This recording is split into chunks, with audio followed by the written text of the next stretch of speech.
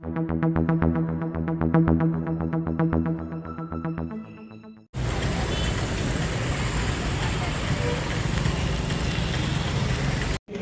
4 నెలలుగా అంగన్వాడీ అక్కడంతా రోడ్ల మీద పడ్డారు. ఎందుకు రైతులు పోయి ఢిల్లీలో ఎక్కడ అంగన్వాడీలో పూర్తిగా మాకు రావాల్సిన న్యాయమైన కోరికలు ఏమైనా ప్లే కార్డు ప్రదర్శిస్తూ ఉన్నారు. ఉద్యోగ సంఘాలు ఎందుకు గలాట్ చేస్తున్నారు? యువత మాకు ఉద్యోగ అవకాశాలు ఇవ్వాలని చెప్పేసి బయట ఈ దేశంలో అందరూ సామరస్యంగా ఉండాలన్నా కేవలం కాంగ్రెస్ పార్టీతోనే అవుతుంది తప్ప వీళ్ళతో కాదు. వీళ్ళకంటే వీళ్ళే మేలు అనే పరిస్థితిలోకి వచ్చినారు. మేము తప్పకుండా విజయం సాధిస్తాం. కాంగ్రెస్ పార్టీకి ఈ రాష్ట్ర ప్రజలు కూడా మమ్మల్ని ఆదరిస్తారనే నమ్మకంతో మేము ప్రజల్లోకి వస్తాం.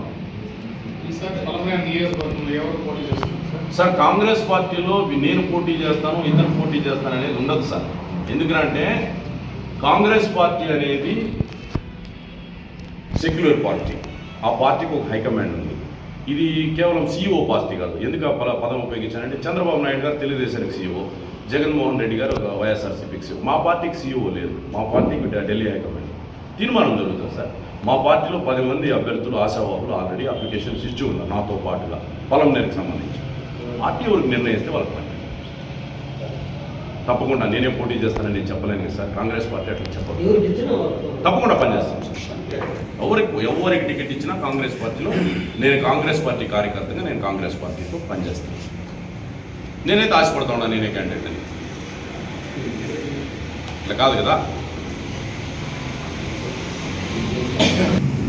సంపూర్ణ మద్య నిషేధం ప్రకటిస్తామని చెప్పాం కానీ అంచెలంచెలుగా తగ్గిస్తామన్న మాత్రం ఎక్కడ అంచెలంచెలు తగ్గలేదు. ఏ ఊర్లో మద్యం లేదు చెప్తే నేను మీకు శాస్త్రాంగ ప్రణాళిక చేస్తాను. కాంగ్రెస్ పార్టీ అధికారంలోకి వస్తే వంతుల వారీగా తగ్గించుకుంటూ వస్తాం. వంతుల వారి తప్పకుండా. గతంలో ఎంతో ఘనకీర్తి కలిగిన కాంగ్రెస్ పార్టీ ఈరోజు స్థితికి దిగజారడం కారణం కాంగ్రెస్ అని ఎందుకు కారణాలు ఎందుకు తెలుసుకున్నారు? కాంగ్రెస్ పార్టీలో ఉన్నటువంటి కాంగ్రెస్ పార్టీతో అభివృద్ధి చెందినటువంటి కాంగ్రెస్ పార్టీలో ఎదిగినటువంటి కాంగ్రెస్ పార్టీలో అన్ని రకాలుగా పదవులు అనుభవించినటువంటి నాయకులు తన స్వార్థ రాజకీయాల కోసం తన సొంత అజెండా కోసం కాంగ్రెస్ పార్టీని నాశనం చేసి కాంగ్రెస్ పార్టీని అనగదొక్కి వేరే పార్టీలో చేరినారు తప్ప కాంగ్రెస్ పార్టీ ప్రజల్లో లేకుండా ఎక్కడా పోలేదు. రాష్ట్రాన్ని ముక్కలు చేసిన దాన్ని పెద్ద బూచిగా చూపిస్తున్నారు తప్ప సోదరా నేను మిమ్మల్ని సూటిగా ప్రశ్నిస్తా ఉన్నా. మీరు 2 అన్నదమ్ములు ఉన్నారు. దయచేసి మీ 2 అన్నదమ్ములు ఒక కుటుంబంలో మీరు మీ తాతల గారి కాలం ఇంకా వాళ్ళ తాతల గారి కాలం ఇంకా కలిసి ఉన్నారా? పెద్దోళ్ళు అయిన తర్వాత బిడ్డలు ఇద్దరు విడిపోవడం సహజం. విడిపోయినప్పుడు ఒక బిడ్డకు 1 ఎకరా జాస్తి ఇవ్వచ్చు, ఒక బిడ్డకు 1 ఎకరా తక్కువ ఇవ్వచ్చు.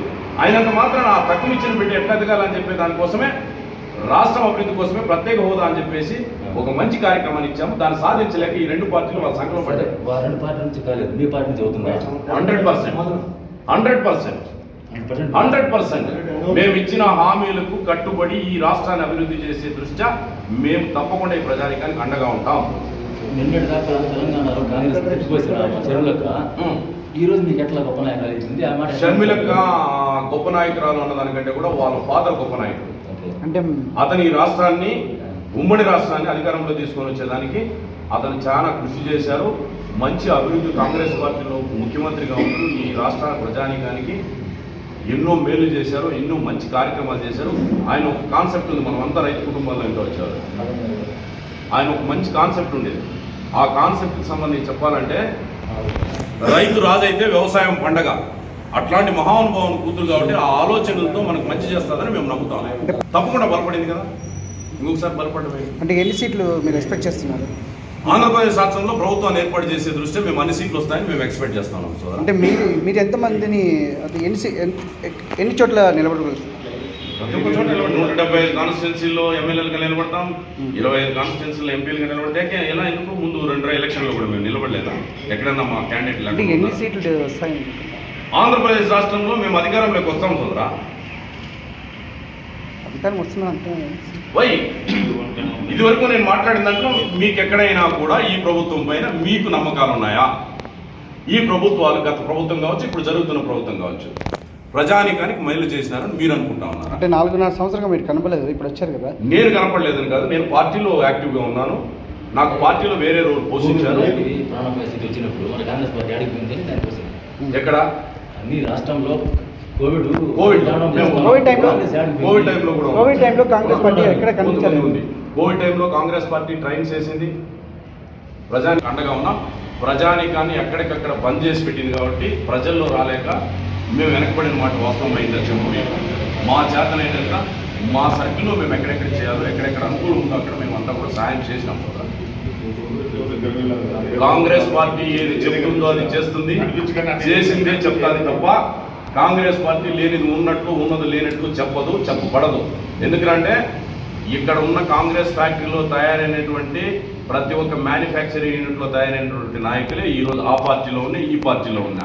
దీంట్లో ఇంకా తయారై బయట పోయి ఉన్న తప్ప కాంగ్రెస్ పార్టీ సంస్థలో తయారైనటువంటి వ్యక్తులే కాంగ్రెస్ పైన బురద తప్పకుండా సోదరా, తప్పకుండా ఎలక్షన్ కోడ్ ఆఫ్ కాండక్ట్ వచ్చిన వెంటనే బయటపడతారు. ఎందుకంటే ఆల్రెడీ 2-3 బయటపడితే ప్రభుత్వం వాళ్ళపైన ఏ విధంగా వాళ్ళపైన దౌర్జన్యము అజమాయిషీ చేసి వాళ్ళ భయపెట్టిందో మీరు చూసినారు. కాపు రామచంద్రారెడ్డి అయితేనేమి, నేను వచ్చినటువంటి రామకృష్ణారెడ్డి అయితేనేమి. ఆంధ్రప్రదేశ్ రాష్ట్రానికి సంబంధించి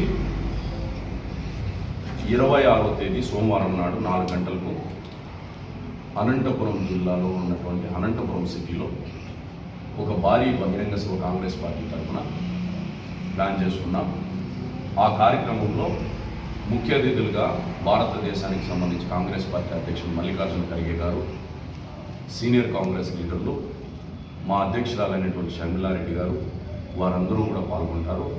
ఆ రోజు ఈ ఆంధ్రప్రదేశ్ రాష్ట్రానికి సంబంధించినటువంటి మా కాంగ్రెస్ పార్టీకి సంబంధించినటువంటి మేనిఫెస్టో రిలీజింగ్ ఉంటుంది.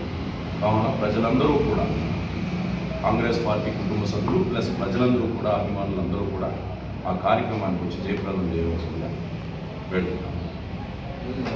రాష్ట్ర ప్రజానికాన్ని దోచుకుంటా ఉన్నారు తప్ప వారిపైన అప్పులు కుప్పలు చేసి పెట్టారు తప్ప ఒక సమగ్రమైనటువంటి ఒక కార్యక్రమాన్ని ఈ ప్రభుత్వం కానీ గత ప్రభుత్వం కానీ చేసిందని షూటిగా నేను ప్రశ్నిస్తా ఉన్నాను. దీనికి వారి సమాధానం చెప్పాలి. రేపు మేము వస్తే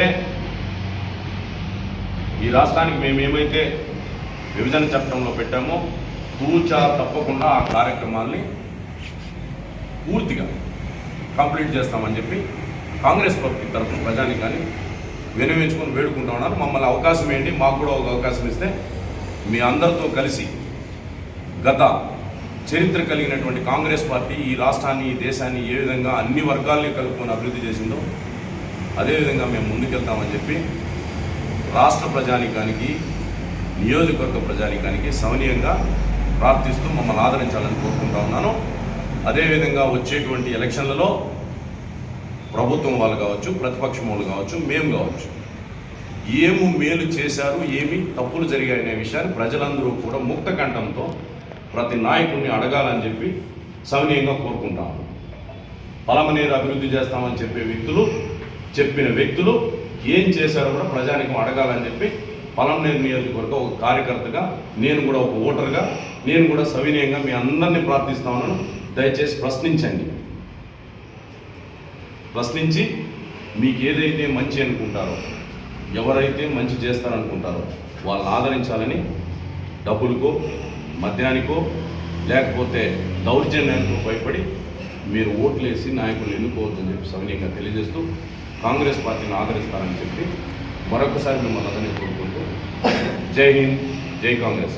ఫ్యాక్టరీ కావచ్చు, ఉత్తరాంధ్రకి ప్రత్యేక ప్యాకేజీ కావచ్చు, ఇవన్నీ మించి విశాఖపట్నంలో మనకున్న ఫ్యాక్టరీని కూడా ప్రైవేటీకరణ చేసేదాంట్లో మీరేమన్నా మాట్లాడుతున్నారా ముఖ్యమంత్రి గారు? ఇట్లాంటి వాటిపైన చెప్పకుండా, ఇట్లాంటి వాటిపైన మీరు ఆర్గ్యూ చేయకుండా ప్రతిపక్ష పార్టీలు మీరు దుమ్మెచ్చుకొస్తూ మేము చేసినటువంటి అభివృద్ధికి మాకు ఓటేస్తారని చెప్పి ధైర్యంగా చెప్తున్నారు కదా, ఇవి అభివృద్ధిలో భాగం కాదా? కాంగ్రెస్ పార్టీ ఆంధ్రప్రదేశ్ రాష్ట్రంలో చేస్తున్నటువంటి మీరు ఏదైతే ప్రభుత్వ పథకాలు అమలు చేస్తా ఉన్నారో వాటికి వ్యతిరేకం కాదు. మీరు చేస్తున్నటువంటి కార్యక్రమాలు అన్నీ మంచే కాదు, కొన్ని మంచి ఉన్నాయి. అయినంత మాత్రాన అభివృద్ధిలో భాగంగా ఈ రాష్ట్రం ఎంత వెనుకబడి ఉందనే విషయం మీకు తెలియదా? సంక్షేమ పథకాల పేరుతో అభివృద్ధిని కుంటిపడటం ఎంతవరకు కరెక్టు? ఈ రాష్ట్ర ప్రజానికానికి అభివృద్ధి దిశగా పయనించే దృష్ట్యా మీరు ఎందుకు వెనకబడ్డారు? మీరు చెప్తారు కదా, డావోస్ పర్యటనకి వెళ్ళాను, 5 లక్షల కోట్ల రూపాయలు రాబడులు వచ్చినాయి, ఈ రాష్ట్రం అభివృద్ధి చెందుతూ ఉంది, ఈ రాష్ట్రానికి సంబంధించినటువంటి మెరుగైనటువంటి అవకాశాలు కల్పిస్తాం, ఉద్యోగ అవకాశాలు, ఇండస్ట్రియల్ కారిడార్స్ డెవలప్ చేస్తామంటున్నారు కదా. ఎక్కడ ఎంతమందికి ఉద్యోగ అవకాశాలు కల్పించాం? మేము ఇచ్చాము ఉద్యోగ అవకాశాలు అంటున్నాం. వాలంటీర్లకు ఇచ్చే ఉద్యోగాలు కూడా ఉద్యోగాలేనా? 5,000 రూపాయలతో ఈ రాష్ట్రంలో ఉన్నటువంటి వాలంటీర్ల జీవితాలు మెరుగైనటువంటి దీనికి వస్తాయా? ప్రతి ఒక్క కుటుంబానికి నేను 4 లక్షలు ఇచ్చాను, 3 లక్షలు ఇచ్చాను, 5 లక్షలు ఇచ్చాను అని చెప్పేసి ఒక పేపర్ తీసుకొని, ఒక మేనిఫెస్టో పేపర్ తీసుకొని ప్రతి కుటుంబం దగ్గరికి వెళ్ళి మీరు, మీ ఎమ్మెల్యేలు, మీ వాలంటీర్స్ అందరూ పోయి చెప్తా ఉన్నారు కదా. ఈ కార్యక్రమాలు మీరు ఇస్తున్నటువంటి సంక్షేమ పథకాలు మీరు వచ్చిన తర్వాత స్టార్ట్ అయినాయా? మీరు రాకముందు, మీరు పుట్టక ముందు ఇంకా కూడా ఈ కార్యక్రమాలు ఉన్నాయా? ఎస్, ఉన్నాయి కదా. ఈ రాష్ట్రంలో సంక్షేమ పథకాలు కొన్ని హెచ్చుతగ్గులు ఉన్నాయి, అది వాస్తవం కదా. మరి ఆ రోజు కూడా ఆ ప్రభుత్వాలు చేసినటువంటి డబ్బులు, ఆ ప్రభుత్వానికి ఉన్నటువంటి మ్యాండేటరీ ప్రకారం చేసినటువంటి సంక్షేమ పథకాల్లో ఆ రోజు కూడా ఈ రోజు 2024లో 5 లక్షల రూపాయలు అయితే 1970-75 ప్రాంతంలో 10,000 రూపాయలకు సమానం కాదా? మరి దాన్ని ముందుకు చూపించి మీరు ఏ విధంగా మిస్ప్రైజ్ చేస్తా ఉన్నారు? మేము ఎత్తిస్తా ఉన్నాం. వెనకబడి ఈరోజు మేమే గెలుస్తాం, మళ్ళొకసారి మా ప్రభుత్వమే వస్తుంది, దేనికి స్వామి మీ ప్రభుత్వం రావడాలి, ఎందుకు రావాలని ప్రజలు కోరుకుంటున్నారు. అది ఎందుకు చెప్పాలి? మీరు ఉమ్మడి ఆంధ్రప్రదేశ్ విభజన జరిగినప్పుడు 1,04,000 కోట్ల రూపాయలు అప్పుతో ఈ రాష్ట్రం విభజించబడితే మహానుభావులు 40 సంవత్సరాలు ఈ రాష్ట్రానికి పెద్ద సీనియర్ నాయకులు అని చెప్పుకుంటున్నటువంటి మాజీ ముఖ్యమంత్రి గారు దాన్ని 4 లక్షల కోట్లకు తీసుకెళ్తే మీరు వచ్చి దాన్ని దాదాపు 10 లక్షల కోట్ల దాకా తీసుకెళ్లారని చెప్పి నివేదికలు తెలుస్తాం. ఇది కాదు అని చెప్పి మీరు చెప్పగలరా? మీరు ముగ్గురు బీజేపీ కాదా? మీరు వేరే పార్టీనా? ఈ ఆంధ్రప్రదేశ్ రాష్ట్రంలో కూడా మీరందరూ కూడా కలిసి బీజేపీతోనే ఉన్నారు కదా. బాబు, జగన్, పవన్, బీజేపీకి డెఫినేషన్ కూడా కరెక్టే కదా. మీరు ముగ్గురు బీజేపీనే కదా, కాదంటారా? వాళ్ళిద్దరేమో ఆల్రెడీ పొత్తులో ఉన్నారు, మీరు ఆల్రెడీ 5 సంవత్సరాలు గెలిచిన పెట్టిగా వాళ్ళతోనే ఉన్నారు కదా. ఈ రాష్ట్రానికి ఏం మంచి చేసిందని చెప్పి బీజేపీకి మీరు సపోర్ట్ చేస్తామని మీరు చెప్పాలి. వీటిపైన చర్చ జరగాలి, కానీ ఎవరైనా వీటిపైన ప్రశ్నిస్తే వారిపైన మూకుముడిగా సోషల్ మీడియాలో, ప్రింట్ మీడియాలో, ఫోన్లలో బెదిరించడము, కేసులు పెడతామనడము, దౌర్జన్యం చేయడం ఎంతవరకు కరెక్ట్? ముఖ్యమంత్రి గారు కేవలం వైఎస్ఆర్ పార్టీకి ముఖ్యమంత్రి కాదు, ఈ రాష్ట్ర ప్రజానికి అందరికీ కూడా ముఖ్యమంత్రి వారు. మేమందరం కూడా వారు ప్రజలే. ఏ పార్టీ వ్యక్తులైనా, ప్రింట్ మీడియా సోదరులైనా, ఈ రాష్ట్రంలో ఉన్న ప్రజానికి అందరం కూడా ముఖ్యమంత్రి కింద ఉన్నవాళ్ళే కదా. అందరికీ సమానమైనటువంటి హక్కులు కల్పించాలి, సమానమైనటువంటి బాధ్యతారహితంగా మాట్లాడే వాళ్ళపైన మీరు చర్య తీసుకునే బాధలే. ప్రశ్నించే వాళ్ళపైన కూడా మీరు నోరు నొక్కితే మనకున్న రాజ్యాంగాన్ని తుంగలో దొక్కేదాన్ని నరేంద్ర మోదీ ఆర్డర్ ప్రకారం మీరు పరిపాలిస్తారా? దీనికోసం మీకు ఓట్లేయాలన్నా? స్థానికంగా పలమనేరు నియోజకవర్గంలో ఈరోజు 30 సంవత్సరాలు 40 సంవత్సరాల చరిత్ర కలిగినటువంటి ఓ పెద్ద నాయకులు, మాజీ మంత్రివర్యులు, ప్రస్తుత శాసన సభ్యులు శాశ్వతమైనటువంటి పరిష్కారాల్లో భాగంగా వారి పరిపాలన అవధిలో ఎన్ని ఇండస్ట్రీస్ పలమనేరు నియోజకవర్గానికి తెచ్చారు? పలమనేరు నియోజకవర్గంలో ఉన్నటువంటి ప్రజానికానికి మెరుగైనటువంటి జీవన ప్రమాణాలు పెంచగలిగారు. వాళ్ళ మేనిఫెస్టోలో చెప్పారు లాస్ట్ టైం, నేను కూడా చూసిన, బాగా చదువుకున్నాను, నాకు ఓటు రాలేదు. పలమనేరులో పెద్ద చెరువులో ఉండేటువంటి దుర్గంధాన్ని తీసివేస్తూ దాన్ని పెద్ద పర్యాటకంగా చేస్తామని చెప్పినట్టు నేను విన్నా. అది కరెక్టో కాదు మీరు కూడా సోదరు చెప్పాలి. Palamaner city municipality under drainage వ్యవస్థగా తీర్చిదిద్దాం, డ్రైనేజ్ వ్యవస్థ చాలా ప్రాబ్లంగా ఉంది అని చెప్పారు. నేను ఒక్కటే అడుగుతున్నా, వైఎస్ఆర్ జలాశయంలో 2 టీఎంసీలు మాత్రమే నీరు నిలకడగా పెట్టుకునేటువంటి 2 టీఎంసీ నీళ్ళతో ఇంత అభివృద్ధిగా ప్రజలు బలమైన పట్టణాన్ని అందరూ కూడా ఎంచుకొని బాగుంది ఈ ఏరియాని డెవలప్ అవుతున్న పరిణామంలో కనీసం డ్రింకింగ్ వాటర్ని ఇచ్చేదానికి అవకాశాలు ఉన్నాయా? దానిపైన ఏమన్నా ఒక కార్యక్రమం చేశారా? మన నియోజకవర్గంలో మారుమూల ప్రాంతాలు కాదు, మెరుగైనటువంటి ప్రాంతాలు, తెలిసిన ప్రాంతాలు, రాయలపేట ప్రాంతానికి వెళ్ళినా, బైరెడ్డిపల్లికి సంబంధించి కడపనంతం రోడ్డుకి వెళ్ళినా, వీకోటకు సంబంధించి కొన్ని రోడ్లకు వెళ్ళినా, బైరెడ్డిపల్లిలోని ఇంకా కర్ణాటక బార్డర్కి సంబంధించిన రోడ్లు, అటాచ్ రోడ్లు ఉన్నా, ఏమన్నా కనీసం ఒక రోడ్ అన్నా బాగున్నాయా? చెప్పండి. వీటిపైన కదా ఓటింగ్ అడగాలా, వీటిపైన కదా మాట్లాడాలా, వీటిని కదా మనం అడగాల్సింది. నేను 2000 పెన్షన్ 2000 చేసినా 3000 చేసినా అంటే మీరు వచ్చినా, రేపు మేము వచ్చినా, మా తర్వాత మీలో ఎవరైనా ఒక నాయకుడు వచ్చినా మ్యాండేటరీ, ఎవరు వచ్చినా చేసి తీరాల్సిన కార్యక్రమాలు అవి జరుగుతాయి, జరపబడతాయి. ఏం 3000 రూపాయలు నువ్వు ఇస్తే పక్క రాష్ట్రానికి ఈ రాష్ట్రానికి సంబంధించి 10 రూపాయలు డిఫరెన్స్ ఉంది పెట్రోల్ డీజిల్. ఈరోజు ప్రతి ఒక్కరూ పెట్రోల్ డీజిల్తో బతకాల్సినటువంటి అవసరం. దాని ఏమన్నా నువ్వు తగ్గించినావా? పప్పులు, ఉప్పులు, నూనెలు దాంట్లో ఏమన్నా రేట్లు తగ్గించినారా? మరి దాంట్లో ఏమన్నా రేట్లు పెడతారు, ఇదేమో 3000 గొప్పగా పెంచినామని చెప్తున్నారే. వాటిని తగ్గించండి, వీటిని ఎక్కించండి.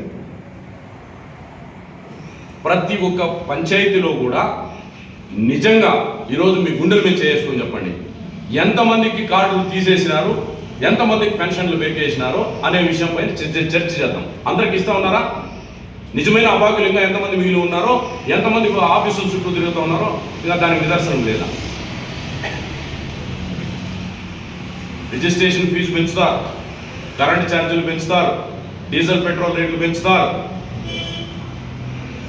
గ్యాస్ రేట్లు పెంచుతారు.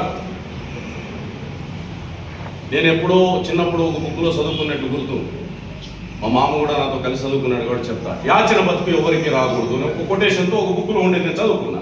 అంటే ఈ ప్రజానీకం మొత్తం యాచన బతకాలా మీరు ఇచ్చే డబ్బుల కోసం? ఏ ఉద్యోగ అవకాశాలు కల్పించండి, వ్యవసాయానికి మెరుగైనటువంటి సౌలభ్యాలు కల్పించండి, వాళ్ళ బతుకులు వాళ్ళు బతుకుంటారు. మీరు ఇచ్చేదానిపైన ఎప్పుడు చేతులు వేయడం సాధించుకొని అడుకోవాలన్నా ప్రజానీకం? ఇది కదా నిజమైన అభివృద్ధి. దీంట్లో కదా మీరు ఓటింగ్ అడగాలా? మా దగ్గర డబ్బులు ఉన్నాయి, మా దగ్గర కులం ఉంది, నా దగ్గర బలం ఉంది, నా దగ్గర రౌడీలు ఉన్నారు, పార్సారథి రెడ్డి మాట్లాడితేనో, ఇంగూరు రెడ్డి మాట్లాడితేనో, లేదా ఇంగూరు మాట్లాడితేనో, నీకు అంతా చూస్తాం, నీకేది మైనస్లు ఉన్నాయా మనది మైనస్లు పెట్టుకుంటాం, నేను బ్లాక్ మెయిల్ చేస్తాం అనేది రాజకీయం అంటే? అది కాదు కదా. వీటిపైన కదా చర్చ జరగాల, వీటిపైన కదా ఓటింగ్ పోవాలా.